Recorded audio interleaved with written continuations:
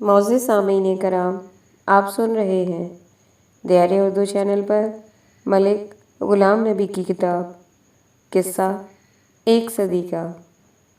Sub heading: general Pervez Musharraf کی حکومت۔ Supreme court کے فیصلے نے مشرف حکومت کو 3 سال کے لیے حکمرانی کی اجازت دے دی۔ جنرل پرویز مشرف نے 7 نکاتی ایجنڈے کا اعلان کر دیا۔ نمبر 1، قومی اعتماد اور مورال کی بحالی۔ نمبر 2، فیڈریشن کو تقویت، صوبائی توازن کو برقرار رکھنا اور قومی یکجہتی کو بحال کرنا۔ نمبر 3، معیشت کی بحالی اور سرمایہ کار کا اعتماد۔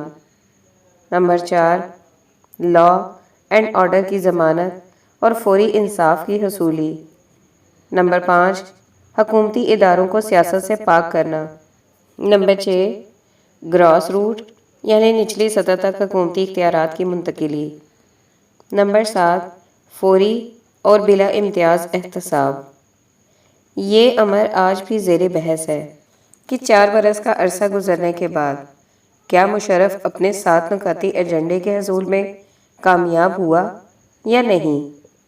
اکتوبر 2023 میں پاکستان مسلم لیگ نون نے مشرف حکومت کی 4 سالہ کارکردگی کے متعلق 101 نکات پر مبنی چارج شیٹ شائع کی۔ اس مسودے میں مختلف شعبہ جات میں حکومت کی خامیوں اور کمزوریوں کی نشاندہی کی گئی۔ حکومت کا موقف بہر صورت ان الزامات کو درست تسلیم نہیں کرتا۔ یہ تمام معاملات ہمارے ذہنوں میں تازہ ہیں کہ ابھی ان کو زیر بحث لانا مقصود نہیں۔ بہرحال یہ حقیقت ہے کہ 2001 میں 9/11 کے واقعے کے بعد اس خطے میں ان گنت تبدیلیاں ظہور پذیر ہوئیں۔ ورلڈ ٹریڈ ٹاور کی تباہی اور افغانستان پر امریکی حملے نے ہماری سوچوں سمجھوں کو الٹا پلٹا کر کے رکھ دیا۔ کون سا اقدام، کون سی پالیسی، کون سا منصوبہ صحیح تھا یا غلط، ابھی اس وقت متعین کرنا محال ہے۔ ہر شخص اپنے مفادات کو اولین ترجیح دے کر اپنے خیالات کا اظہار کرتا ہے۔ حکومتی اہلکاروں کو جو چیز ٹھیک نظر آتی ہے، اپوزیشن اس میں کیڑے نکالتی ہے۔ ہماری قومی تاریخ کا ایک سنگین المیہ یہ رہا ہے کہ یہ نہیں دیکھتے کہ کیا کہا جا رہا ہے، بلکہ اہمیت اس امر کو دی جاتی ہے کہ کون کہہ رہا ہے۔ حاکم وقت کو کوئی مشورہ دینا تو شاید پروٹوکول کی خلاف ورزی ہے، مگر یہی دل چاہتا ہے کہ اگر انہوں نے حکومت کرنی ہی ہے تو پھر ہر وہ کام کرے جس سے اس ملک کے 14 کروڑ عوام کی زندگی میں خوشحالی آتی ہو۔ وہ یہ بھول جائیں کہ اقتدار میں رہنے کے لیے انہیں کسی قسم کے جوڑ توڑ کی ضرورت ہے۔ ان کے اچھے کام اور اعمال ہی ان کی سب سے بڑی ڈھال ثابت ہوں گے۔ اچھے قائد اور حکمران وہی ہوتے ہیں جو عوام کی بہتری کے لیے محنت کریں۔ تاریخ کے اوراق میں بھی ان کے کارناموں کا ذکر سنہری حروف میں ہوتا ہے۔ کرسی تو آنی جانی چیز ہے۔ حکومت اور ملک چلانے کا چارٹر قائد اعظم محمد علی جناح نے اپنے خطاب میں واضح طور پر پیش کیا تھا۔ اس نصب العین کا حصول ہی در حقیقت کامیابی کی کلید ہے۔ سب ہیڈنگ: پاکستان کے 56 سال۔ اگر پاکستان کی 56 سالہ تاریخ کا جائزہ لیا جائے تو ایک انتشار اور مارا ماری جیسی کیفیت ان تمام سالوں پر محیط نظر آتی ہے۔ کسی بھی دور میں استحکام، خوشحالی، نظم و ضبط کا قطعاً احساس نہیں ہوتا۔ ہماری بہت بڑی بد نصیبی ہے کہ جن مقاصد کے حصول کے لیے یہ ملک معرض وجود میں آیا تھا اور پاکستان کی جو شبیہ قائد اعظم محمد علی جناح کے ذہن میں تھی، آج کا پاکستان کسی بھی صورت میں وہ تصور پیش نہیں کرتا۔ اس تحریر میں میں نے زیادہ اہمیت اسی پہلو کو دی ہے کہ کس طرح حکومتیں ٹوٹتی اور بنتی ہی ہیں، وہ سیاسی جمہوری حکومتیں تھیں یا فوجی، ہر وقت کسی نہ کسی تذبذب اور مد و جزر کا شکار ہیں۔ اور حکومت کے بارے میں یہی تاثر عیاں ہے کہ حکمران اپنے مخالفین کی تذلیل اور ان کو نیچا دکھانے میں اپنی تمام صلاحیتیں بروئے کار لاتے رہے، جبکہ وہ امور سلطنت کو اتنا وقت اور توجہ نہیں دے سکے جس کی اشد ضرورت تھی۔ ایسا اس سوچ کے ساتھ کیا گیا کہ اگر اپوزیشن کمزور ہو گئی تو ان کے عہد حکومت کو طوالت اور استحکام ملے گا۔ در حقیقت وہ یہ بھی بھول گئے کہ عوام کی خوشنودی، خوشحالی اور طاقت ہی دراصل اصل قوت ہوا کرتی ہے۔ عوام ہی حکمرانوں کو استقامت اور دوام بخشتے ہیں۔ اس ملک کی ایک اور بدقسمتی یہی رہی ہے کہ حکومتوں کے آنے جانے میں عوام کا کردار بہت معمولی رہا ہے۔ زیادہ تبدیلیاں اور فیصلے اوپر والی سطح پر کیے گئے، البتہ ان پر عمل درآمد کی خاطر عوام کو استعمال کیا گیا۔ ایسا ماحول پیدا کرنے کی کوشش کی گئی کہ جیسے وہ فیصلے اور تبدیلیاں لوگوں کی خواہشات کی گماز تھیں۔ جب میں ماضی کے جھروکوں میں جھانکتا ہوں تو چند سوالات میری سوچوں کو ڈنگ مارتے ہیں۔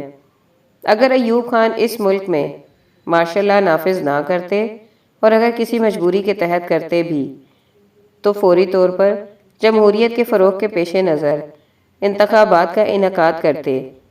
اگر مادر ملت محترمہ فاطمہ جناح کا الیکشن بالغ رائے دہی کی بنیاد پر منصفانہ اور آزادانہ ہوتا تو کیا کسی مائی کے لال میں جرأت تھی کہ وہ انہیں شکست دے سکتا؟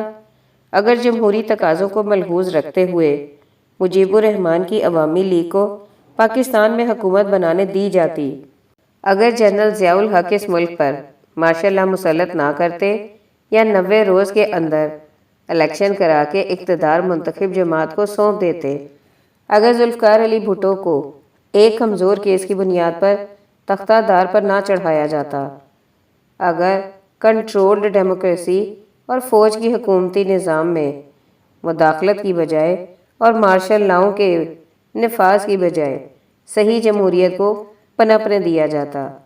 ایسے کئی سوال ہر ذی حس باشعور پاکستانی کے ذہن میں اپنا پھن اٹھائے رہتے ہیں۔ اپنے ذہنوں کو کریدیں، اپنے ارد گرد نظریں دوڑائیں، اپنے ماضی کی کھوج لگائیں تو تجزیہ بڑا سہل ہوگا۔ پاکستان نے ہمیں کیا دیا؟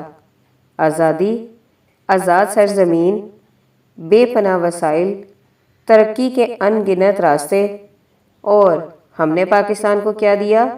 Gang rape.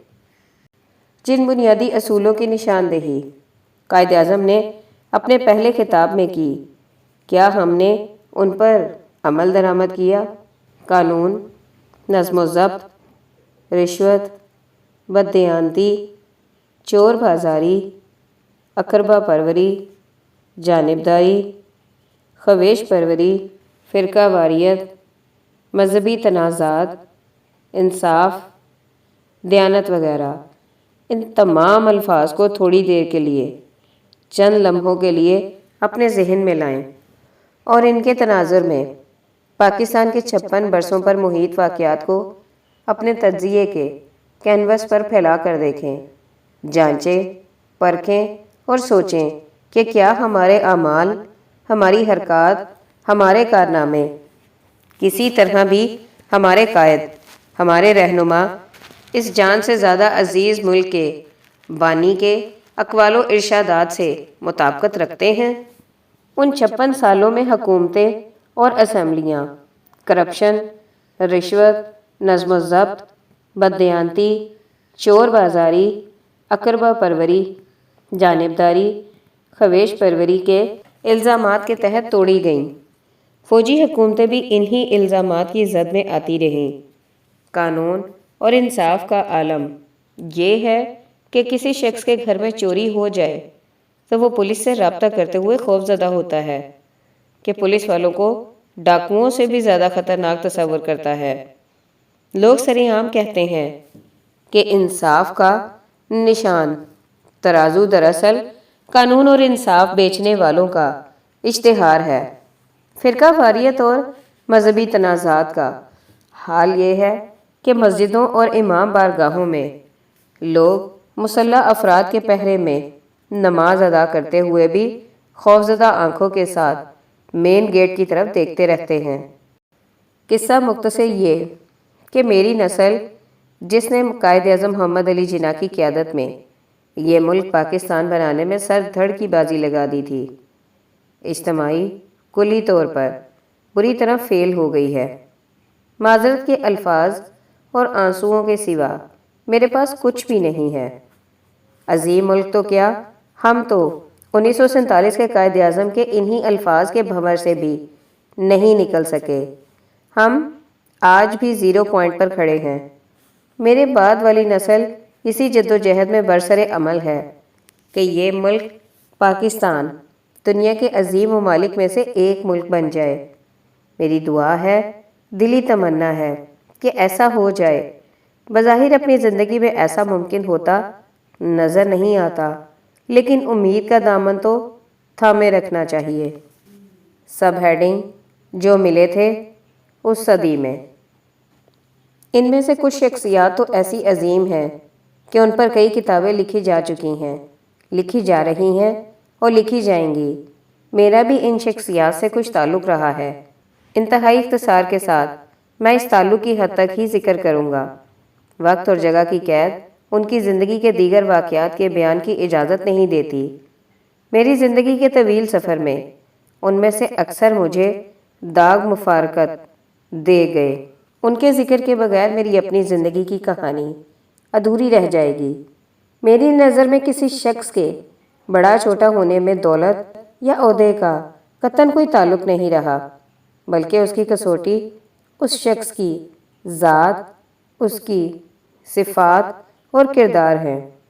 یہی وہ بیرومیٹر ہے جس پر میں نے انسانوں کو پرکھا اور ان کی قدر کی۔ شخصیات کے اسما گرامی اور ان کے بارے اپنے ناچیز خیالات پیش خدمت کرنے میں کسی ترتیب یا ترجیح کو ملحوظ خاطر نہیں رکھا گیا۔ سب ہیڈنگ: مولانا محمد علی جوہر۔ میں MAO ہائی اسکول امرتسر میں 5ویں جماعت کا طالب علم تھا۔ دوپہر کے وقت ایک جلوس ہمارے بازار سے گزر رہا تھا۔ ایک گھوڑا گاڑی میں ایک باوقار خاتون بیٹھی تھیں۔ 2 بڑے قوی ہیکل نوجوان ان کے دائیں اور بائیں بیٹھے تھے۔ دریافت کرنے پر معلوم ہوا کہ درمیان والی عظیم خاتون کو بی اماں کہتے ہیں، جو والدہ تھیں ان دونوں نوجوانوں کی، جو مولانا شوکت علی اور مولانا محمد علی جوہر تھے۔ اس واقعے کے تقریباً 2 سال بعد ایک کانفرنس کے سلسلے میں مولانا محمد علی جوہر امرتسر تشریف لائے۔ کانفرنس کے کئی معزز ممبران کو MAO ہائی اسکول میں ٹھہرایا گیا۔ جس کمرے میں مولانا نے قیام کیا اس کی دیکھ بھال میرے ذمے تھی۔ میں نے ان کی غیر حاضری میں کمرے کی رکھوالی کرنا ہوتی تھی۔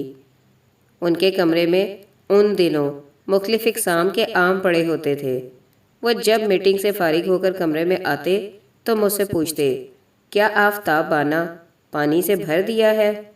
میرا جواب ہوتا، میں نے بھر کر غسل خانے میں رکھ دیا ہے۔ پھر سوال کرتے، کیا آم بھی کھائے ہیں؟ میرا جواب ہوتا، جو آپ نے میرے لیے رکھے تھے وہ میں نے اور میرے دوستوں نے کھا لیے ہیں۔ مختلف رسالے بڑی تعداد میں ان کے کمرے میں موجود ہوتے تھے، جنہیں والنٹیئرز کانفرنس کے مندوبین میں تقسیم کیا کرتے تھے۔ یہ میری خوش بختی تھی کہ مجھے دنیا کی ایک عظیم ہستی سے گفتگو کرنے، ان سے ملنے اور ان کی خدمت کا موقع میسر آیا۔ سب ہیڈنگ: ڈاکٹر سیف الدین کچلو۔ ڈاکٹر صاحب کا تعلق امرتسر کے ایک کشمیری رئیس خاندان سے تھا۔ وہ بیرسٹر تھے اور چوٹی کے وکلاء میں ان کا شمار ہوتا تھا۔ وہ آل انڈیا کانفرنس میں صف اول کے قائدین میں سے تھے۔ ہندوستان کی آزادی ان کی زندگی کا مشن تھا۔ وہ ہر قسم کی قربانی کے لیے تیار رہتے۔ انہوں نے کانگریس کے ہر حکم کی تعمیل کی اور قید و بند کی صحبتیں سہیں۔ جب تحریک خلافت کا آغاز ہوا تو ڈاکٹر صاحب نے اس کا بھرپور ساتھ دیا اور اپنی دولت پانی کی طرح بہائی، یہاں تک کہ اپنی جائیداد کو بیچنے سے بھی دریغ نہ کیا۔ وہ مولانا محمد علی جوہر کے دست راست تھے۔ ڈاکٹر صاحب 1937 میں امرتسر سے پنجاب اسمبلی کا الیکشن بطور آزاد امیدوار لڑ رہے تھے۔ ان کے مد مقابل شیخ محمد صادق بیرسٹر، جن کا تعلق اس وقت یونینسٹ مسلم لیگ قسم کی جماعت سے تھا، اور شیخ حسام الدین مجلس احرار کے امیدوار تھے۔ ہمارا نوجوانوں کا ایک گروپ ڈاکٹر صاحب کے خیمے میں جا پہنچا اور ان کے حق میں پروپیگنڈا شروع کر دیا۔ ہمیں کنونسنگ کرنے میں کچھ دشواری اور رکاوٹ محسوس ہو رہی تھی، کیونکہ وہ آزاد امیدوار تھے۔ مخالفین انہیں کانگریس کا امیدوار کہہ کر تقریریں کرتے تھے۔ ڈاکٹر صاحب نے ایک پرہجوم میٹنگ کا انتظام کیا، اور اس میٹنگ میں پارٹی کا نام اللہ والی فوج رکھا گیا۔ ایک رات انتخابی جلسے میں فرمانے لگے، جب میں انگلستان میں زیر تعلیم تھا تو میرے ساتھ پنڈت جواہر لال نہرو بھی تھے۔ کئی ایسی سیاسی گتھیاں جو پنڈت جی کی سمجھ میں نہیں آتی تھیں، وہ ان کا حل تلاش کرنے کے لیے اکثر میرے پاس آتے اور ہمیشہ مجھ سے مطمئن ہو کر واپس لوٹتے تھے۔ یہ خدا کی شان ہے کہ اسے ایک ایسی قوم ملی جس نے اسے زمین سے اٹھایا اور آسمان پر پہنچا دیا، اور مجھے ایسی قوم ملی جس نے مجھے آسمان سے نیچے زمین پر گرا دیا، اور آج میں اپنے لیے ووٹ مانگتا ہوں۔ بس پھر کیا تھا، سامعین کا جذبہ قابل دید تھا۔ ہر جلسے میں امرتسر والوں نے انہیں جلیاں والا باغ کا ہیرو، آزادی کا دیوتا، بے مثل سیاستدان اور ایسے ہی پرکشش القابات سے نوازنا شروع کر دیا۔ ان کی الیکشن مہم میں ڈاکٹر اشرف بھی تشریف لائے، جو پنڈت جواہر لال نہرو کے دست راست تھے۔ انہوں نے کئی میٹنگوں میں امرتسر والوں کو خطاب کیا۔ بلا کے مقرر تھے، لوگ جوگ در جوگ ان کی اور خود ڈاکٹر صاحب کی دل پذیر تقریریں سننے آتے تھے۔ حقیقت یہ ہے کہ سیاست میں ان کا مقام بلند تھا، کانگریس میں ان کی بے پناہ عزت تھی۔ سکھ انہیں اپنا قائد مانتے تھے اور اپنے مسائل کے حل کے لیے ہمیشہ ان سے مشورہ لیتے تھے۔ وہ بڑے ہی شفیق اور محبت کرنے والے انسان تھے۔ مجھے وہ ہمیشہ بھتیجا کہہ کر پکارتے تھے۔ میں 1951 میں پنجاب اسمبلی کا ممبر بنا۔ جب وہ دہلی سے لاہور آئے تو مجھے خاص طور پر مبارکباد دی۔ وہ بے پناہ صلاحیتوں کے مالک تھے، ان کے دامن پر کوئی بدنما داغ نہیں تھا۔ وہ اپنے مشن میں مخلص اور ایک نڈر انسان تھے۔ سب ہیڈنگ: سید عطا اللہ شاہ بخاری۔ سب سے پہلے میں نے شاہ جی کو امرتسر میں بی بی جی کی مسجد میں سنا تھا، جب وہ سیاسی پلیٹ فارم پر اپنے خیالات کا اظہار کرنے لگے تو یوں معلوم ہوتا تھا جیسے وہ مردہ جسموں اور پس مردہ روحوں کو نئے جذبوں اور ولولوں سے لیس کر رہے ہوں۔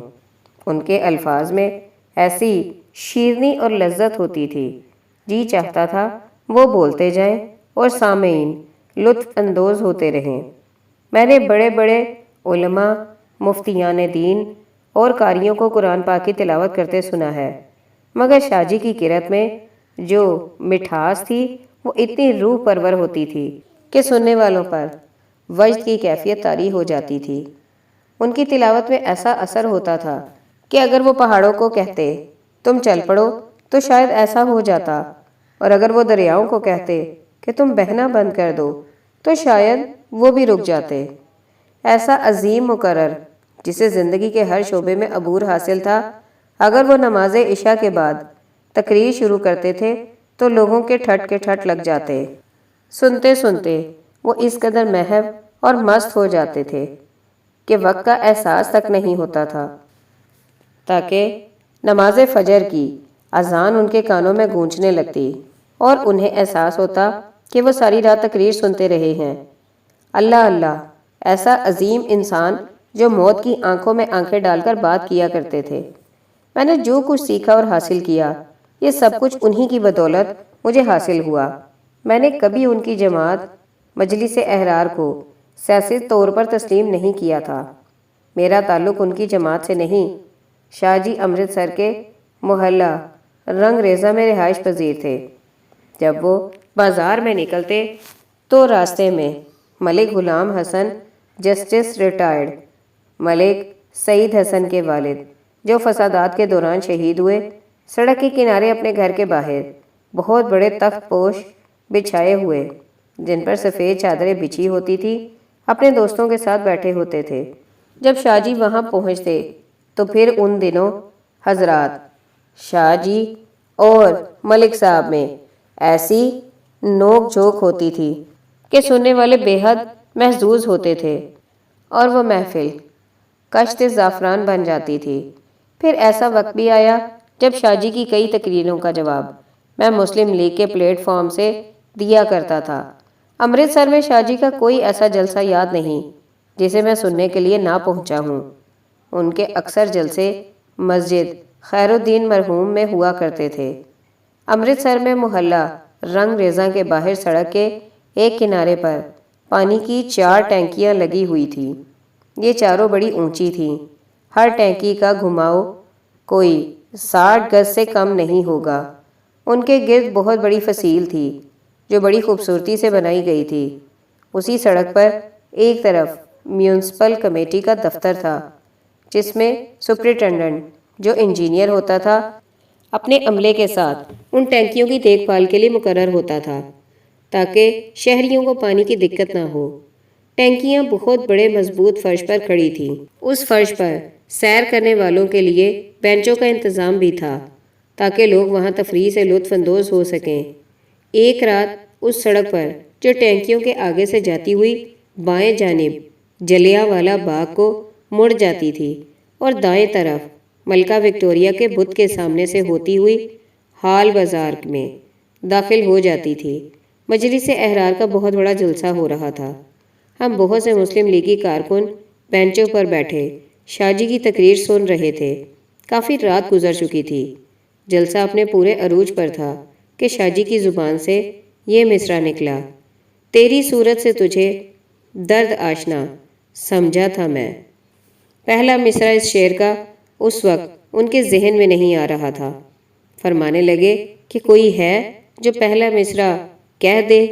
میں نے اپنی نشست سے ہاتھ اٹھا کر پہلا مصرع پورے زور سے پڑھا: زلف آوارہ گریباں چاک اے مست شباب۔ مصرع سنتے ہی کہنے لگے کہ واہ واہ، خیرات بھی ملی تو کہاں سے، سبحان اللہ، کیسے عظیم انسان تھے، علم و دانش کی ایک ایسی شمع جسے کوئی بجھا نہیں سکتا تھا۔ سب ہیڈنگ: علامہ عنایت اللہ المشرقی۔ ان کی رفاقت میں بیلچہ ہم نے بھی اٹھایا تھا۔ مجھے 2-3 بار ان سے ملاقات کا موقع بھی ملا۔ وہ ایک جرأی انسان تھے۔ علم و دانش میں وہ کسی سے کم نہیں تھے۔ علامہ کے نظریات، جذبات، ان کے مقاصد زندگی روز روشن کی مانند واضح اور صاف تھے۔ وہ ایک مردہ قوم کو زندہ جاوید بنا کر دنیا کے سامنے پیش کرنا چاہتے تھے، لیکن یہ سب کچھ اسی صورت میں ممکن ہو سکتا تھا کہ اگر ان کی خاکسار تحریک زندہ ہو جاتی۔ تقریر وہ ہمیشہ لکھ کر کیا کرتے تھے۔ ان کی تقریر میں بلا کا اثر ہوتا تھا۔ وہ سمجھتے تھے کہ رسومات بد، ہندوانہ تہذیب اور ذہنیت، ملا کا غلط مذہب، فرنگی کی منافقانہ چالیں زہر کی صورت میں ان کی قوم کے رگ و پے میں سرایت کر چکی ہیں۔ جب تک اس فاسد خون کو جراحی کے عمل سے ان کی قوم کے جسم سے خارج نہیں کیا جائے گا، یہ اپنی حیثیت کو نہیں پہچان سکے گی۔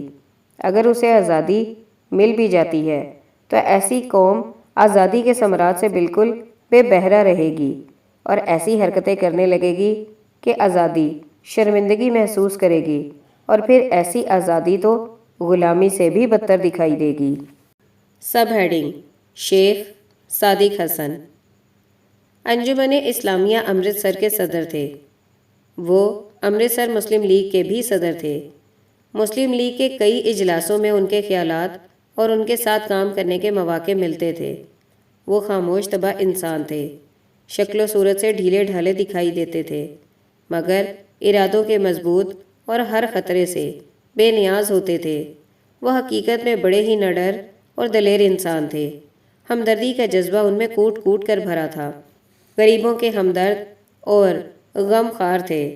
جب بھی کوئی معزز شخصیت امرتسر میں تشریف لاتی تو اس کی دیکھ بھال اور تواضع شیخ صاحب ہی کیا کرتے تھے۔ جب فسادات پورے زوروں پر تھے، مجھے اور شیخ صاحب کو ایس پی امرتسر ایلوی ڈین کی معیت میں لوگڑا جانا پڑا تھا۔ وہاں جا کر دیکھا کہ ہر طرف آگ کے شعلے اٹھ رہے تھے اور گولیاں چلنے کی آوازیں آ رہی تھیں۔ ہمارے سامنے شفیع پہلوان محلہ ارائیاں لوبڑا اپنی شکایات سنانے آیا تھا کہ ایک گولی اس کے سینے میں آ کر لگی اور وہ وہیں ڈھیر ہو گیا۔ شیخ صاحب نے بڑی جرأت کا مظاہرہ کیا اور اس کے پاس جا کر اسے سلام کیا۔ اس سانحے کے بعد میں اور شیخ صاحب ایک کار شیخ صاحب کی تھی اور اس پر مسلم لیگ کا پرچم لہرا رہا تھا، چل پڑے اور ایس پی اپنی گاڑی میں چل دیا۔ قالینوں کے بہت بڑے تاجر تھے۔ غلام حسن اینڈ کمپنی، جو کہ اپنے وقت کی ایک بہت بڑی قالینوں کی فرم تھی، اس کے مالک تھے۔ وہ یہ قالین امریکہ اور یورپ کے کئی ملکوں میں بھیجا کرتے تھے۔ دیانت اور خلوص کے پیکر۔ میں نے انہیں کبھی غصے کی حالت میں نہیں دیکھا۔ ہر ایک سے خندہ پیشانی سے پیش آتے تھے اور صبر و تحمل سے اس کی بات سنتے تھے۔ امرتسر کی اسمبلی کی نشست ان کے خاندان کو جیسے ورثے میں ملی ہوئی تھی۔